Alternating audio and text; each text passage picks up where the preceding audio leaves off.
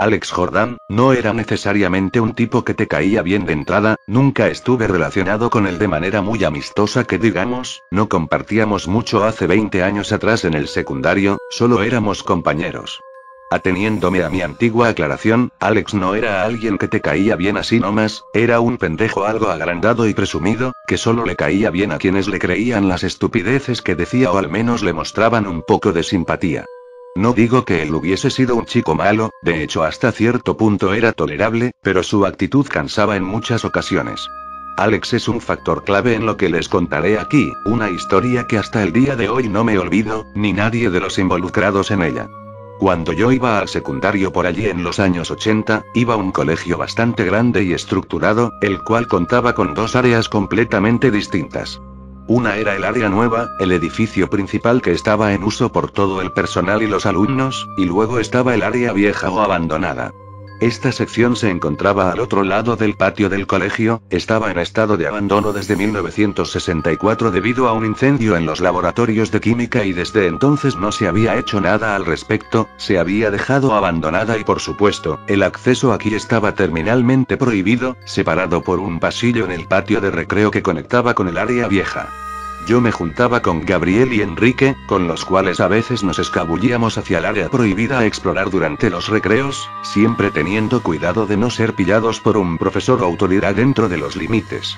Alex, siendo el metido que era, de vez en cuando nos seguía y nos jodía, intentando asustarnos o amenazándonos con decirle al director lo que hacíamos, nosotros lo mandábamos a la mierda y ya se dejaba de joder, realmente era muy pesado el pendejo.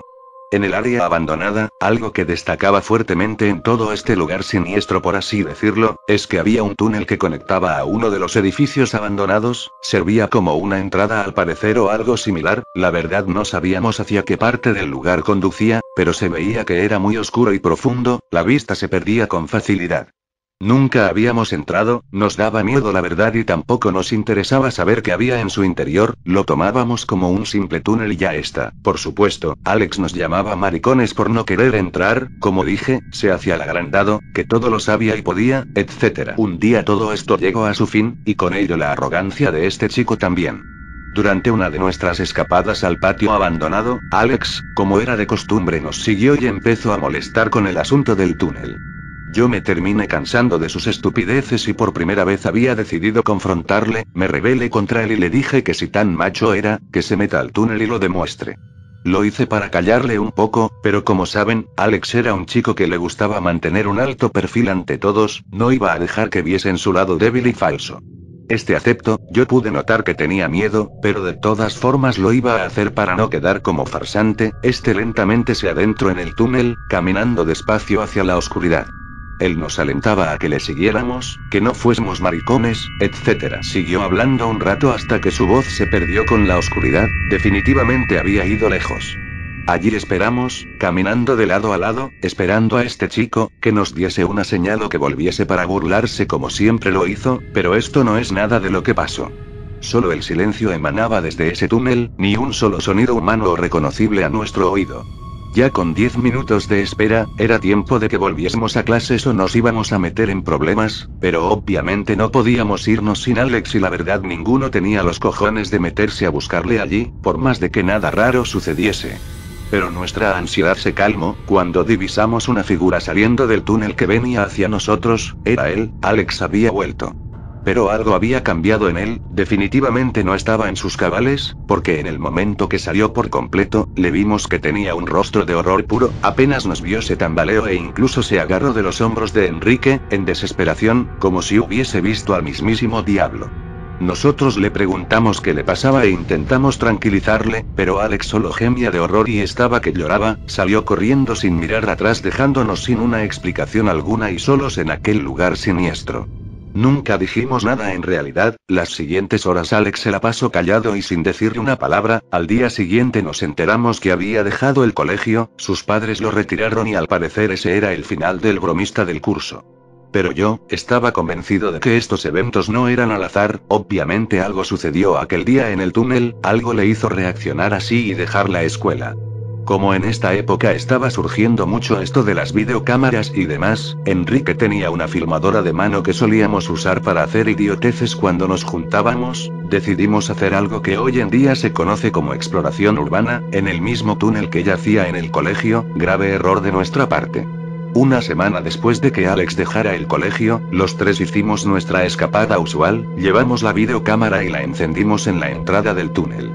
Ahí mismo, Gabriel hizo un monólogo como si fuese un presentador de un documental. Yo de fondo me reía de lo gracioso que era. Él explicó lo que sucedió en el túnel y los misterios que lo rodean. Seguido de esto era hora de entrar a documentar el interior del lugar, cosa que ninguno de nosotros quiere recordar hoy en día. Enrique, sosteniendo la cámara, iba filmando como Gabriel avanzaba en la oscuridad del túnel, mientras yo llevaba una linterna para alumbrar el camino. Empezamos a ingresar a donde no conocíamos ya. La luz del día detrás nuestro desaparecía con cada paso que dábamos hacia aquella boca siniestra. El interior del túnel era de hormigón, sucio y bastante despintado. El blanco de los costados. Aún no llegábamos a ningún lado, era solo un túnel derecho, pero documentábamos todo, dándole un toque de misterio. Finalmente, habíamos llegado al final del túnel. Este terminaba en un espacio enorme y oscuro, un edificio con piso de tierra y lleno polvo. Alumbré la linterna hacia todos lados, pero simplemente no alcanzaba las paredes o el techo. Por fuera esto no se veía tan grande, así que era realmente muy impresionante. Caminamos un poco, sin perder el túnel para volver. Ya Gabriel ni hablaba, habíamos perdido las ganas de documentar y queríamos explorar. En eso, sentimos un ruido, sonó como una cadena cayendo o algo así. Seguido de esto se volvió a escuchar, pero esta vez como si se arrastrase por el piso. Los tres nos quedamos callados y frenamos. Habíamos empezado a sucumbir ante el miedo. Decidimos caminar un poco más en silencio, ignorando ese ruido, pero la segunda alerta fue cuando yo pisé algo que se rompió, como un trozo de madera o algo así.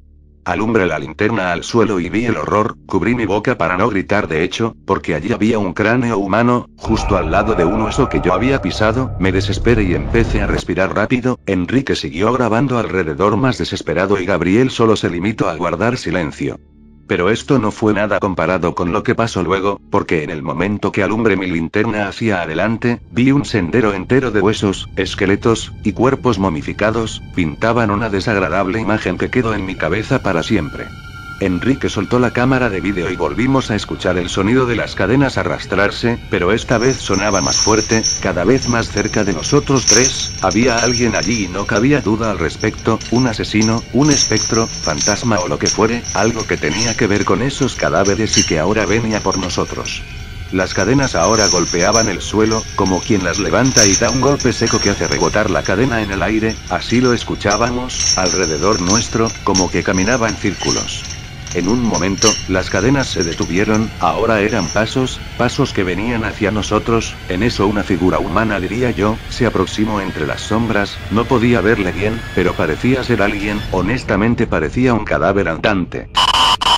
Esta figura dejó salir una voz ronca y enferma. Expresó las siguientes palabras: el fuego aún arde. Arde y viene a por mí. En ese momento, empezó a acercarse y salir de las sombras. Me tomó del brazo y solté la linterna. Empezamos a gritar del miedo. Yo intenté sacármelo como pude, pero no me soltaba. Sentía como las cadenas golpeaban el suelo de nuevo. Él provocaba el ruido que escuchábamos. Yo le di un manotazo y conseguí que me soltase. Gabriel y Enrique corrieron en la oscuridad hacia el túnel de nuevo. Yo corrí también con aquel individuo detrás nuestro. Casi llorando ya corrimos por el túnel hacia la salida, pero aquel extraño no nos había seguido al parecer. Alcanzamos la salida sanos y salvos. Perdimos la cámara, pero habíamos salido.